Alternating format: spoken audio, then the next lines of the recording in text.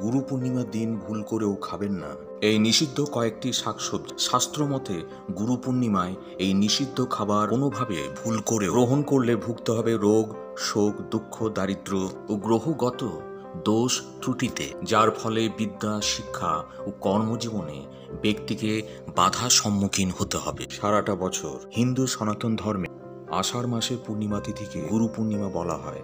এদিন মহর্ষি শ্রীকৃষ্ণ দ্বৈপায়ন ব্যাসদেবের পূর্ণ আবির্ভাব তিথি, তাই এই পূর্ণিমা ব্যাস পূর্ণিমা নামেও প্রসিদ্ধ। বন্ধুরা, স্বাস্থ্য সম্পদ। আমরা যা খাই তার প্রভাব সরাসরি আমাদের শরীর ও মস্তিষ্কের উপর পড়ে। শাস্ত্র মতে শরীরকে সুস্থ রাখতে সঠিক খাদ্যাভ্যাস খুব জরুরি। গুরু পূর্ণিমার পবিত্র দিনে শাস্ত্র মতে কয়েকটি খাবার, শাক সবজি সম্পূর্ণরূপে নিষিদ্ধ, অর্থাৎ কোনোভাবেই খেতে নেই। এতে পেটের সমস্যা, হজমের গোলমাল, উচ্চ রক্তচাপ বৃদ্ধি, গ্রহগত দোষ ত্রুটি তৈরি হয়, যার ফলে ব্যক্তিকে কষ্ট যন্ত্রণা ভোগ করতে হয়। আজকের এই পর্বে সেগুলি সম্পর্কে আপনাদের বিস্তারিত জানাবো। তবে সবার আগে জানতে হবে 2025 সালে গুরু পূর্ণিমার পূর্ণাঙ্গ সময়সূচি। গুরু পূর্ণিমা 2025 সালে ইংরেজি 10ই জুলাই, বাংলার 25শে আষাঢ় বৃহস্পতিবার উদযাপিত হবে। পূর্ণিমা তিথি শুরু হবে বাংলার 24শে আষাঢ় বুধবার, ইংরেজি 9 জুলাই রাত 1:38 থেকে। পূর্ণিমা তিথি শেষ হবে বাংলার 25শে আষাঢ় বৃহস্পতিবার, ইংরেজি 10ই জুলাই রাত 10:07। সেই কারণে এই বছর গুরু পূর্ণিমা 10ই জুলাই পালিত হবে। গুরু পূর্ণিমায় শ্রী সত্যনারায়ণ পুজোর সময় থাকছে 10ই জুলাই বৃহস্পতিবার, বাংলার 25শে আষাঢ় সন্ধ্যা 6:23 পর থেকে সন্ধ্যা 7:29 মধ্যে। এদিন কোন কোন খাবার সম্পূর্ণরূপে নিষিদ্ধ, নিয়ম নিষেধগুলি এবারে আপনাদের একে একে জানাচ্ছি। শাস্ত্র মতে গুরু পূর্ণিমায় ঘুম থেকে দেরি করে ওঠা নিষেধ। সেই কারণে এই দিন ঘুম থেকে তাড়াতাড়ি উঠে স্নান সেরে শুদ্ধ বস্ত্র পরিধান করুন, সূর্য প্রণাম করুন এবং গুরুদেবের চরণে হলুদ অথবা সাদা ফুল অর্পণ করুন। এই দিন বাড়িতে নিত্য পুজো করার সময় ভগবান বিষ্ণু শ্রীচরণে তুলসী পাতা অর্পণ করুন। এই বিশেষ তিথিতে প্রথম যে খাবারটি নিষিদ্ধ বা একেবারেই খাবেন না তা হলো যে কোনো রকমের শাক, বিশেষ করে কলমি শাক ও পুঁই শাক। এর কারণ আষাঢ় মাসে ভারী বর্ষায় শাক পাতায় পোকামাকড়ের সংক্রমণ বৃদ্ধি পায়, আর যেগুলি দমন করতে বর্ষাকালের শাক পাতায় প্রচুর কীটনাশক ব্যবহার করা হয়। সে কারণে এই সময় শাক খেলে মারাত্মক রকম পেটের সমস্যা, হজমের গোলমালে শরীর খারাপ হয়। সে কারণে গুরু পূর্ণিমার পবিত্র তিথিতে আপনারা সকল প্রকার শাক খাবার থেকে দূরে থাকুন। এতে আপনার শরীর স্বাস্থ্য সারাটা বছর ভালো থাকবে এবং রোগ প্রতিরোধ ক্ষমতা বৃদ্ধি পাবে। বন্ধুরা, শাস্ত্র মতে গুরু পূর্ণিমার পুণ্যতিথিতে কোনো রকম তেতো জাতীয় খাবার যেমন উচ্ছে, করলা, কুলেখাড়া, নিমপাতা এই জাতীয় কষা স্বাদের খাবারগুলো কোনোভাবেই খাবেন না, কারণ এতে সম্পর্কে তিক্ততা আসে। পূর্ণিমা তিথিতে ভুল করেও কোনো রকম পোড়া খাবার খাবেন না, যেমন তন্দুরি জাতীয় খাবারগুলো এই দিন বিশেষভাবে বর্জন করুন। জ্যোতিষ মতে পূর্ণিমার দিন এই জাতীয় পোড়া খাবার খেলে মা লক্ষ্মী অত্যন্ত ক্রুদ্ধ হন, যার ফলে ভয়ানক দুর্ভাগ্য, দারিদ্র্যের জীবন ছারখার হয়ে যায়।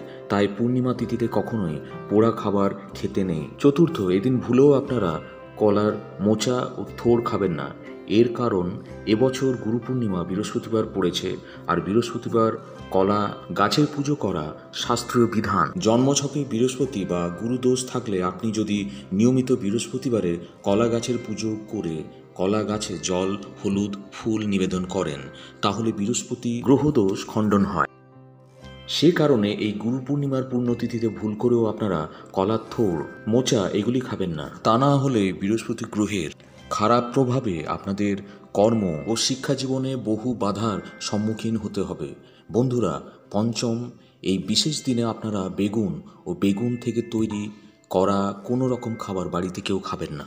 শাস্ত্র মতে পূর্ণিমা তিথি শুভ দিনে বেগুন খেতে নেই। এই বিশেষ দিনে বেশিরভাগ বাড়িতে শ্রী সত্যনারায়ণ ও মা লক্ষ্মীর পুজো হয়। বিশেষ ব্রত দিনগুলিতে বেগুন খেলে সেই শুভ দিনটির ভালো ফল লাভ হতে বঞ্চিত হতে পারেন। তাই এই দিন বেগুন খাওয়া শাস্ত্রে নিষেধ রয়েছে। বন্ধুরা, গুরু পূর্ণিমায় কোনোভাবে মাংস খেতে নেই। এদিন শাস্ত্রে স্বাভাবিক নিরামিষ আহার গ্রহণ করার বিধান দেয়া রয়েছে। এর কারণ পূর্ণিমা তিথিতে চন্দ্রের প্রভাবে মানব শরীরে জলের আধিক্য হয়, যার ফলে পূর্ণিমা তিথিতে উচ্চ প্রোটিনযুক্ত মাংস এবং যে কোনো উচ্চ প্রোটিনযুক্ত খাবার যেমন মাছ, ডিম, পেঁয়াজ, রসুন, মুসুর ডাল এগুলি খেলে উচ্চ রক্তচাপ, হজমের সমস্যা, বাতজনিত সমস্যায় ব্যক্তিকে ভুগতে হয় এবং ভীষণ কষ্ট পেতে হয়। রোগ প্রতিরোধ ক্ষমতা কমে যায়, যার ফলে শরীর বারবার অসুস্থ হয়ে পড়ে, যে কারণে আমিষ খাওয়া এই পূর্ণিমায় বিশেষ নিষেধ থাকে। বন্ধুরা, গুরু পূর্ণিমার পূর্ণতিথিতে ভুল করেও কোনো রকম নেশা জাতীয় মাদকদ্রব্য একেবারে সেবন করা ঠিক নয়। জ্যোতিষ মতে এদিন ভুলেও এই জিনিস গ্রহণ করলে রাহু কেতু গ্রহের খারাপ প্রভাবে কর্মজীবনে ব্যক্তিকে বারবার বাধার সম্মুখীন হতে হয়, যার ফলে তার জীবনে উন্নতি হতে চায় না। এই বিশেষ তিথিতে কোনোভাবে বাসি খাবার নিজেও খাবেন না, অন্য কাউকে খেতেও দেবেন না। এদিন বাড়িতে পুজো করার সময় হলুদ রঙের মিষ্টি ভগবানকে ভোগ নিবেদন করুন। সম্ভব হলে এদিন গৃহস্থের কল্যাণে একটু পায়েস তৈরি করে সেটিও ভগবানকে ভোগ নিবেদন করতে পারেন এবং তা প্রসাদ হিসেবে গ্রহণ ও বিতরণ করুন। এতে গৃহস্থের কল্যাণ হয়।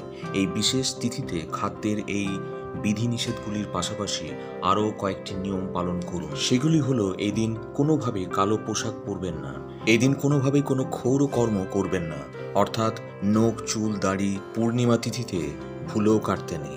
এদিন মহিলারা মাথায় শ্যাম্পু করবেন না, একেই বৃহস্পতিবার তার উপর পূর্ণিমা। এদিন মহিলাদের মাথায় শ্যাম্পু করলে তাদের বিভিন্ন জটিল সমস্যায় ভুগতে হতে পারে। এই বিশেষ তিথিতে আপনার বাড়িতে কেউ এলে তাকে খালি হাতে ফিরিয়ে না দিয়ে জল, মিষ্টি ইত্যাদি খেতে দেবেন।